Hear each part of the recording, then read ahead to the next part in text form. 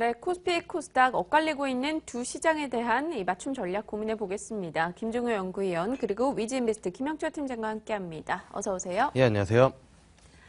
네, 어제 우리 시장 이야기부터 해보겠습니다. 코스피는 조금씩 탄력이 둔화되고 있고요. 코스닥은 590선까지 올라섰습니다. 양 시장 각각의 전략이 좀 필요한 시점인 것 같은데요. 어떻게 판단하고 계시죠? 일단은 뭐 거래소 같은 경우에는 위아래가 좀 막혀 있는 그런 흐름이다라고 좀 네, 보시면 맞아요. 좋을 것 같습니다. 아무래도 이제 수급적인 요인 부분들이 이제 좀 가장 크지 않나 이렇게 좀 보고 있는데, 뭐 지난 시간에도 말씀드렸지만 외국인 쪽에서 이제 선물 쪽만 놓고 보면은 꾸준하게 매수가 들어오고 있는데, 현물을 강하게 땡길 만한 그런 모멘텀이나 아니면 트리거가 지금 발생이 되고 있지 않다. 그리고 발생이 되더라도 국내 시장에서는 좀 미약하게 발생을 하고 있다. 이 부분들이 좀 가장 큰 문제가 되지 않을까 이렇게 좀 보고 있고요. 그 다음에 이제 사실 지난 시간에도 거래소 키워드를 뭐 뽑아드렸는데, 그 업종군 안에서만 사실 이제 뭐 흔히 말하는 매기가 움직이는 그런 상황이지 않나 이렇게 좀 볼 수가 있겠는데, 뭐 보면은 중국 관련 소비주, 화장품주로 이제 대표되는 이제 중국 관련 소비주가 한 섹터 한 축이 될 수 있고요. 그다음에 이제 삼성전자, 이 앞전에 135만 원 돌파가 되면은 위쪽으로 룸이 한 145만 원까지 열려 있다라고 말씀을 드렸는데, 일단은 뭐 견조하게 움직이는 그런 형태고요. 그다음에 유가 관련주라고 해서 사실 수혜주, 항공주만이 아니라 이게 좀 전반적으로 퍼지면서 뭐 시장에서는 뭐 트리오 관련주라고 하는데, 뭐 시멘트, 뭐 아파트, 그다음에 뭐 이제 그 건자재 관련된 이쪽 섹터, 페인트 관련주까지 해가지고 이쪽으로 좀 유가 관련 수혜가 좀 퍼지면서 이쪽 종목이나 아니면 업종 섹터에서만 매기가 좀 몰리는 부분들이 아닌가 이렇게 좀 볼 수가 있겠고, 전반적으로 대형주 같은 경우에 실적에 대한 그 신뢰도가 좀 낮아지는 부분들, 이 앞서 이제 뭐 대림산업에 대한 실적 발표도 있었지만 그런 부분들이 있기 때문에 뭐 수급을 끌어올릴 만한 모멘텀이 좀 부재하다 이렇게 좀 볼 수가 있겠고요. 그렇기 때문에 대형주 같은 경우에는 뭐 거래소 대형주 같은 경우에 실적 이슈들을 좀 잘 살펴봐야 되지 않을까 이렇게 좀 보고 있습니다. 뭐 오늘 같은 경우에 삼성 SDS 발표 있고, 그다음에 내일 SK 하이닉스랑 LG 디스플레이, 그리고 이제 뭐 29일 날 네이버, 그리고 뭐 30일 날 삼성전기, 이런 부분들이 있기 때문에 대형주를 들고 계신 분들은 지금 실적 시즌에 뭐 주가 변동이 좀 큰 부분들이기 때문에 이 부분들을 좀 살펴봐야 되지 않을까 이렇게 좀 보고 있고요. 상대적으로 코스닥 뭐 강한 흐름들인데, 앞전에 이제 뭐 김종윤 연구원님이 말씀을 해주셨지만 그 지수 자체에 큰 의미를 두기보다는 업종 자체에다가 좀 포커싱을 좀 두는 게 낫지 않을까 이렇게 좀 보고 있습니다. 그래서 뭐 계속 말씀을 드리지만 헬스케어, 반도체, 그다음에 컨텐츠, 그리고 가장 중요한 건 중국 소비 관련주, 이쪽으로는 코스닥에서도 꾸준하게 좀 업종 안에서 종목들을 좀 관심을 가져서 봐야 될 것 같고요. 그 다음에 이제 중요한 부분들은 사실 코스닥 시총이 좀 변하고 있는 부분들은 좀 염두를 해야 될 것 같습니다. 과거 이제 시장, 거래소 시장을 뭐 빗대어서 보면은 차화정, 전차 이렇게 주도주들이 있었는데, 지금 코스닥 같은 경우에도 사실 시총 30개 업계를 보면은 최근 5년 동안 제조업 비중, 그러니까 한 17개에서 10개 정도로 이제 제조업 비중이 줄어들고, 헬스케어나 그 게임, 컨텐츠 업종들이 시총 상위를 차지하고 있다는 거는 어쨌든 그쪽에 대한 산업 변화가 일어나고 있고 성장성이 부각이 되고 있고 커지고 있다라는 부분들이기 때문에 그쪽에 대한 이제 관련된 부분들은 꾸준히 뭐 관심을 가지시고요.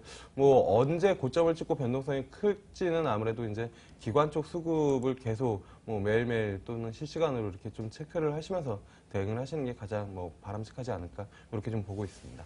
네, 알겠습니다. 대형주 중심에서는 일단 실적을 체크하면서 대응해보자. 그리고 중소형주 쪽에서는 반도체, 콘텐츠, 중국 소비주에 관심을 가져보자 이야기 주셨습니다. 김 의원님의 판단도 들어볼게요. 앞서 저희가 이야기는 조금 나눴습니다만 조금 더 추가해 주신다면요. 종목만 말씀드리는 게 좋을 것 같습니다. 네. 결국은 지금 구간에서 어떤 종목 사야 되느냐 그 부분이거든요. 중국 소비와 관련된 종목군도 여전히 관심을 가지시라라고 말씀을 드리고 싶습니다. 최근에 한 방송사에서 슈퍼차이나라고 하는 다큐멘터리를 처음부터 끝까지 보신 분들은 아마 아시겠습니다만, 대부분 알고 있는 내용들을 정리한 것에 불과했지만, 어쨌든 그 내용만으로 봤을 때도 중국이라고 하는 것이 지금 얼마만큼 소비국가로 바뀌고 있는지가 확인이 되는 거죠. 그런 관점에서 중국 소비, 이제 막 늘고 있는 중국 소비에 대해서는 여전히 관심이 필요하다. 화장품 PR 40배를 엇가고 있는 가장 결정적인 이유는 그 성장 기대감 때문이다라고 봐야 될 것 같습니다. 물론 여기서 추가적으로 과거만큼 급등하기는 어렵겠지만 어쨌든 그들 종목에 대한 관심을 버리고 시장을 본다라는 것은 핵심 알맹이를 빼고, 그러니까 단팥빵에 단팥을 빼고 빵을 보는 것과 똑같은 그런 느낌이다라는 거죠. 그래서 그 부분이 이제 핵심적으로 말씀드리고 싶고요. 그다음 말씀드리고 싶은 건 지배구조. 단기간에 결정 안 납니다. 그렇지만 장기적으로는 분명히 시장의 관심권 안에 놓여 있고 연기금을 포함한 대부분의 그 장기 투자자들이 안 살 수가 없다라는 점에서 주목해 보셔야 될 것 같고요. 마지막으로 이제 M&A인데 M&A제를 우리가 어떻게 미리 아느냐? 그건 뭐 맞는 얘기입니다만 M&A 가능성이 있어 보이는 그런 산업들에 대해서 우리가 좀 관심을 가져야 된다는 거죠. 여러 번 언급드렸지만 화학, 철강 한 1, 2년 안에 망하는 회사들 꽤 많아질 것 같습니다. 건설 마찬가지가 되겠죠. 뭐 조선업종은 빅3 제외하고 나머지 업체들은 또 어떻게 될지 알 수 없다라고 보고 있기 때문에 그들 업종에 대해서 끝까지 살아남을 종목군들에 대한 그 끝까지 살아남은 종목들이 다른 기업들을 인수할 가능성은 저는 거의 100% 확신하고 있기 때문에 그런 기업들에 대한 장기 투자는 여전히 유효하지 않을까라고 보고 있고요. 또 중국 돈이 들어와서 우리나라 기업들을 사고 있는데 대표적으로 콘텐츠, 인터넷 관련, 그다음에 IT 부품 관련 기업들을 사고 있다라는 점에서 그들 종목에 대한 관심이 필요하다라고 보고 있습니다. 네, 지배구조, 중국 소비, M&A, 그리고 중국의 자금이 유입되는 곳을 좀 유의 깊게 살펴보자 이야기 주셨습니다. 자, 이제 실적 발표된 기업들 그에 따른 진단도 해볼 텐데요. 어제 삼성 SDI 그리고 LG화학 측에서 실적을 내놨습니다. LG화학은 유가 하락의 직격탄을 받아가면서 영업이익이 27% 정도 줄었고요. 삼성 SDI 같은 경우는 영업이익은 늘었지만 이 중단한 사업이 생기면서 또 단기 순손실을 기록하기도 했습니다. 이들 움직임 앞으로 어떻게 봐야 될까요? 일단은 단적으로 말씀드리면 둘 다 이제 단기적으로는 쉽지 않다라고 이제 좀 보고 있는 부분들이거든요. 네. 일단은 실적 부분들을 좀 먼저 살펴보면은 일단은 SDI 같은 경우에는 전지 부분에서는 괜찮은데 이제 케미칼 부분에서 좀 부진했다라고 이제 좀 볼 수가 있겠고요. 그다음에 이제 단기 순손실이 좀 크게 확대가 됐는데 요거는 앞서 말씀해 주신 것처럼 일단은 그 PDP랑 태양광 사업 중단에 대한 부분들 요거로 손실을 처리를 하면서 좀 단기 순손실이 좀 크게 발생이 됐고 삼성 엔지니어링이 주가 하락에 대한 부분들도 같이 영향을 미쳤다라고 이렇게 좀 볼 수가 있겠습니다. 근데 일단 중요한 부분들은 이제 이거를 어떻게 대응해야 될 것이냐 이 부분들일 텐데요. 일단 삼성 SDI 같은 경우에는 핵심 그 사업 부분들이 좀 바뀌는 그런 흐름들을 좀 보여줬습니다. 이 앞전에 보면은 2006년도에 같은 경우에 CRT 쪽의 매출이 한 40%가 넘었었고요. 그 다음에 2010년도까지는 PDP 매출이 한 40%가 넘었습니다. 근데 지금은 어느 쪽 매출 비중이 가장 크냐면 아시는 것처럼 배터리 부분이거든요. 2004년도에 이제 한 4%밖에 되지 않았는데 지금 한 69%까지 올라온 그런 상황입니다. 그렇기 때문에 삼성 SDI를 볼 때는 역시나 이 2차 전지랑 그다음에 ESS 이쪽이 얼마나 잘 되는지를 봐야 되는 부분들인데 이게 단기적으로는 좀 쉽게 산업 자체가 확 커져가지고 수익을 끌어올리기는 쉽지 않은 그런 상황이다라고 좀 판단을 하고 있습니다. 그렇기 때문에 단기적인 투자 관점으로는 그렇게 매력적이는 않지만 중장기적으로는 결국엔 2차 전지랑 그다음에 ESS 이쪽은 커질 수밖에 없기 때문에 중장기적으로 관점으로 좀 대응을 하시는 분들 같은 경우에는 관심을 가지시되 단기적으로 차익 실현이나 아니면은 수익을 노리고 접근하시는 분들 같은 경우에는 그렇게 매력적인 종목은 아니다. 이렇게 좀 볼 수가 있겠고요. 그 다음에 LG화학 역시 좀 마찬가지인데요. 일단은 앞서 말씀해 주신 것처럼 환율이랑 그 다음에 특히나 이제 유가 하락에 이제 큰 영향을 좀 받았다. 이 부분들을 좀 볼 수가 있겠고, 이제 원유 하락에 따라서 이제 납사, 재고 평가 요 손실이 좀 컸었던 부분들, 그리고 환율이랑 그다음에 전지 부분 일회성 비용이 컸었다라는 부분들입니다.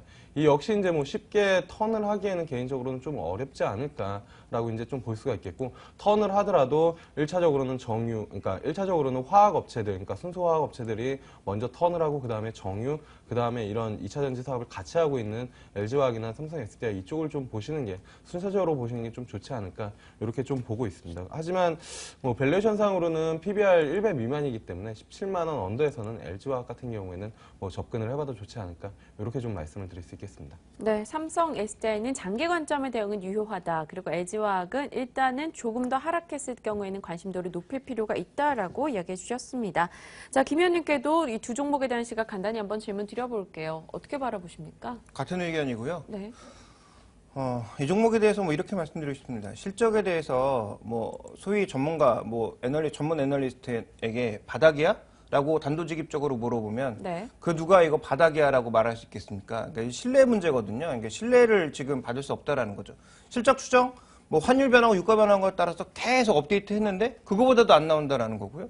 그러면 과연 애널리스트들도 뭘 믿고 도대체 이 실적 추정할 수 있느냐라는 거죠. 그래서 이 종목들은 저도 장기 매수 전략은 맞는데 신뢰가 생기기 이전까지 안 가지고 계시다면 조금은 뒤늦게 사시는 게 좋을 것 같고요.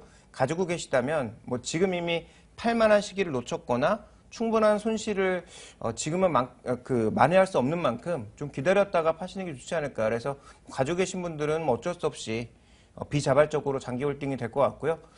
만약에 관심은 있는데 아직까지 안 사셨던 분들은 조금 더 사는 시기를 뒤로 늦춰봐야 되지 않을까라는 생각을 가지고 있습니다. 네, 알겠습니다. 자, 이제 투자 유망주 들어보겠습니다. 김영재 팀장이 오늘의 종목은 무엇인지 궁금합니다. 어떤 종목 소개해 주십니까? 오늘 가져 나온 종목은 이제 벽산입니다. 앞에서 네. 이제 뭐 트리오 관련주라고 해가지고 아파트, 뭐 시멘트, 페인트 관련 뭐 업종들이 좀 좋다라고 이제 좀 말씀을 드렸는데요. 네. 그거 연장성산에서 좀 관심을 가져볼 만하지 않을까 이렇게 좀 보고 있습니다. 일단은 뭐 벽산 같은 경우에는 내외장재 쪽에서 이제 그 KCC라는 시장을 좀 양분을 하고 있는 그런 흐름들을 좀 보여주고 있고요. 그다음에 이제 자회사 쪽에 이제 하츠랑 벽산 페인트 요 B2B 쪽으로 시장이 좀 확대가 되고 있는 그런 모멘텀이 좀 있는 부분들입니다. 그리고 가장 중요한 거는 사실 모든 뭐 호재보다 실적, 그러니까 그 수급이 우선한다라는 측면을 보면은 일단은 지금 벽산 뭐 오늘 뭐 HTS로 한번 확인해 보시면 좋겠지만 기관 쪽에서 한 12월 하순부터 계속 연속 순매수가 좀 들어오고 있는 부분들이거든요. 그렇기 때문에 아마 직전 정고점 돌파가 좀 가능하지 않을까 이렇게 좀 판단을 하고 있는 부분들입니다. 네, 알겠습니다. 제가 말씀하시는 동안 벽산의 이 기관 수급을 확인을 해봤는데요. 기관들의 매수가 꾸준합니다. 한 2달간 계속되고 있는 양상 나타나고 있고요. 역시나 그 부분 투자 포인트로 언급을 해주셨으니까요. 시청자 여러분들 참고하시기 바랍니다. 자, 위즈인베스트 김영재 팀장과 함께 시장 전략 그리고 유망주까지 이야기 나눠봤습니다. 고맙습니다. 네, 감사합니다.